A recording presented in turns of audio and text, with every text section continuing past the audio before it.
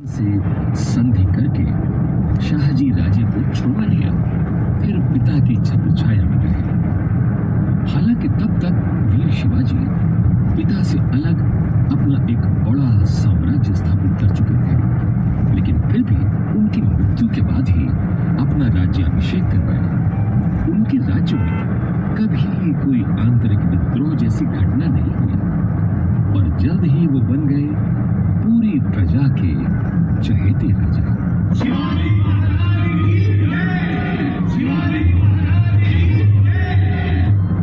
वे प्रजा की भलाई और सुरक्षा के विषय में बहुत सोच विचार करते थे। एक दिन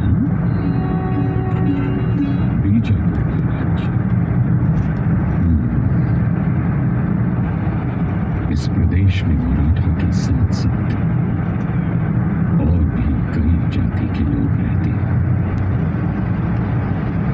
यहाँ की प्रजा बहुत दुखी है। उनमें एकता और भाईचारे को बढ़ावा देना और इसके लिए सभी जाति के लोगों को संगठित करना। हाँ, प्रेम और भाईचारा होगा तो जनता भी अपना साथ देगी। महाराज जय हो। आइए पेशवा, आइए सेनापति जी, हम आपको ही याद कर रहे थे। बताइए बीजापुर का क्या समाचार है? महाराज, बीजापुर आपसी संघर्ष तथा मुगलों के आक्रमण से परेशान है। चारों तरफ अराजकता फैल गई। अब बीजापुर में प्रवेश करके उसके दुर्गों पर अधिकार करने का समय आ गया है महाराज।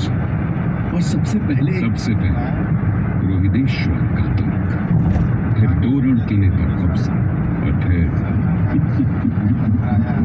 समझ गया महाराज, सब समझ गया। 40 से भी अधिक दुर्गों पर अधिकार करना है सेनापति जी।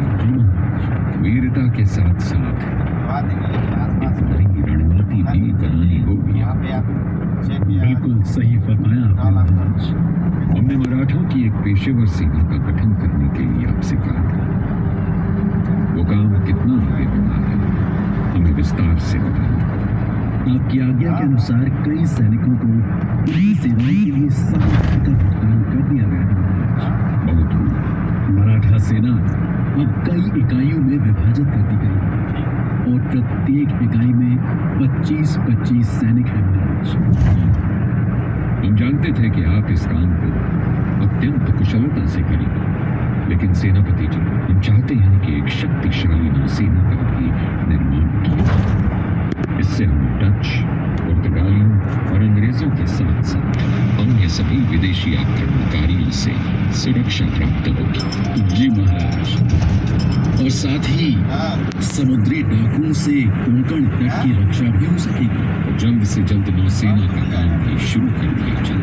महाराज, आपकी आज्ञा के अनुसार जयगढ़, विजयदुर्ग, सिंधुदुर्ग और अन्य कई स्थानों पर नौसेना किलों का निर्माण जोर शोर से शुरू कर दिया जाएगा और 4 अलग अलग प्रकार के युद्धपोतों का भी निर्माण होगा।